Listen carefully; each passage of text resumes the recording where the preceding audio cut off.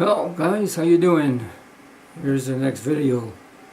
I bet you thought we were going to go down to the basement, but not yet.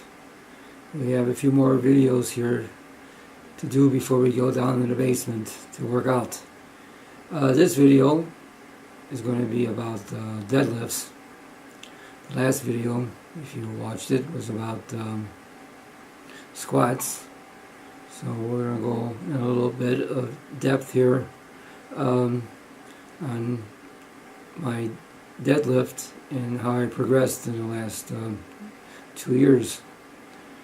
But before that, you see here it's 14 degrees outside today, and I just got back from taking the dog out, so I just left it on so I can warm up a little bit. Also, I'll let you guys know that I sent in my form for the next powerlifting meet in March. So the entry form is in here, and the fee, and I'm ready to go. All I gotta do is work out and train hard. So, what are we going to talk about here? We're going to talk about deadlifts. Now, you know that I've had a bunch of injuries in the last year, and actually 2 years, and but it hasn't really hurt my deadlift at all. The only thing about my deadlift is that I hit a wall at 270 pounds and haven't been able to get past it yet. And it just might be that's about as strong as I'm going to get in the deadlift. I'm working hard to get past it, and I'm going to keep doing it. So at the meet last year, I keep on saying last year because you only got a week left. At the meet this year, I did 259. At home, I did 270, and pounds, that is, for you guys that are into the kilos. So I'm going to try to beat that my next meet. So if I do that, that's going to be alright with me, because as long as you keep progressing. So what I'm going to be talking about here is the deadlift, as far as how I learned it and how I'm doing it. And basically I haven't had no problems with the deadlift. I haven't had no injuries doing it. I've been having a time here with trying to get stronger in it, but I've done a few tweaks trying to get better at doing it, and I found a couple great websites, channels that really helped me, and I really don't think there's any other help out there, because I've gone through it all. And the same thing is with the squat. You know, they're having you bend over, grab the bar for setup, keep your shoulders above the bar, keep your shoulders in front of the bar, behind the bar, don't squat the bar up, keep the back straight, keep the hips up, don't go down.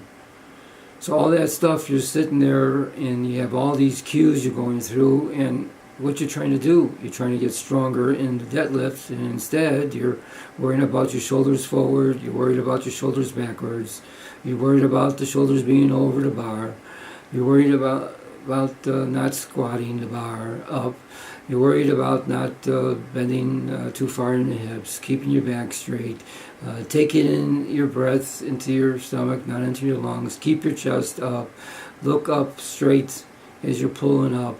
All these cues, and what are you missing? You're missing getting stronger.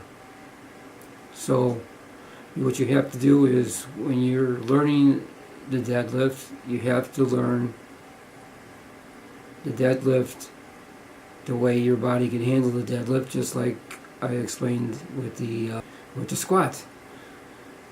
There's not there's not one cue that fits everybody. You have to learn what works for you, and what works for you is going to be the best as far as doing the any lift and getting stronger in it.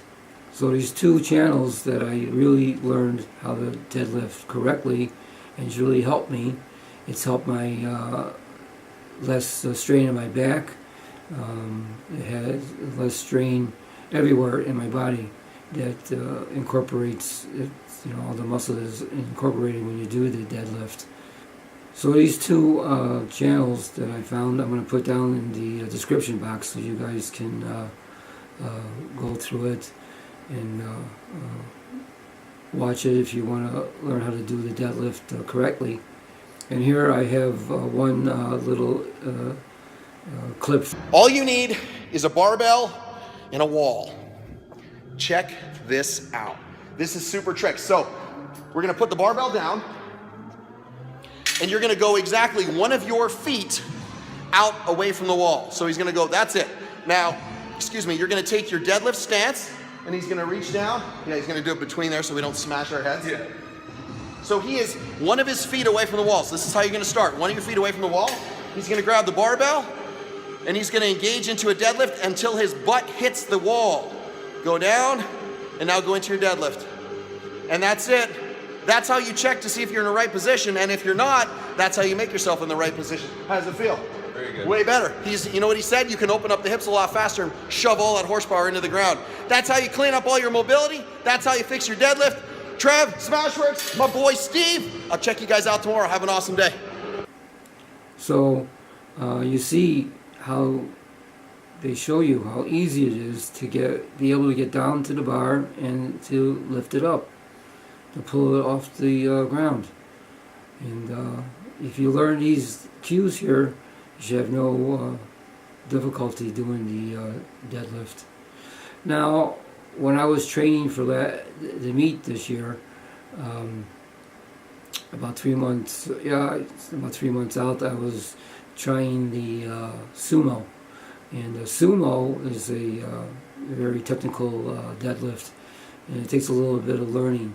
But I really liked it. It was easier on the back. You could use more of your quads to help lift it off the ground. But the only problem I had was it affected my right leg, the T-band, and I had to stop. It was so painful.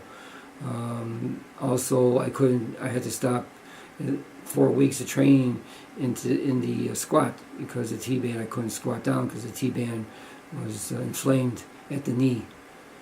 Anytime I bend the knee, I couldn't even bend it or handle any weight.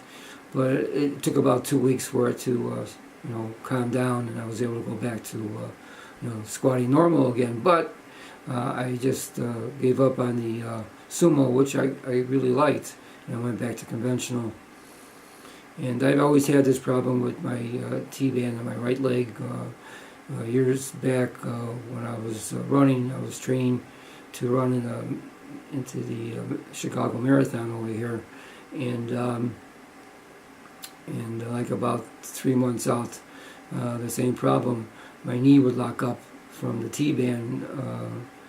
It goes, the T-band comes from your hip all the way down to your shin, and it goes right down to past your knee, connects to your knee also, and the side of your knee, and that's where my knee would lock up, and it was just like clockwork. Every time I would start running, I'd feel good, and exactly when I hit the 1 mile mark, my knee would lock up. I couldn't even run or jog, and I couldn't even walk back home. It was so painful. So I worked with that for a while, and then I went to see a doctor about it, and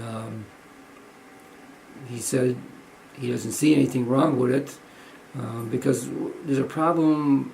How I see the problem. Every time I injure something, I never get any swelling. I never get when you get hurt, your knee swells or your ankle swells when you sprain your ankle or whatever. Nothing ever swells up when I get hurt, but the pain is there. So I just had to give up running. That's what the doctor said. If it hurts, just stop doing it. And so that's what I did, and it cleared up, and my knee's been fine ever since until this year when I tried to do the sumo lift, deadlift. And this T-band thing was way back in the 70s, like 1971, so it's not like it was a couple years ago. I mean, this problem came up way back then. So anyway, it's no big deal. I'm still doing the conventional with no problem, and also even with the sumo, I was doing the exact same weight. I got myself to do 270 in the sumo, just like I was doing in the conventional. So at least I know that I would have, if nothing happened with my T-band, I would have been able to, get higher with the sumo.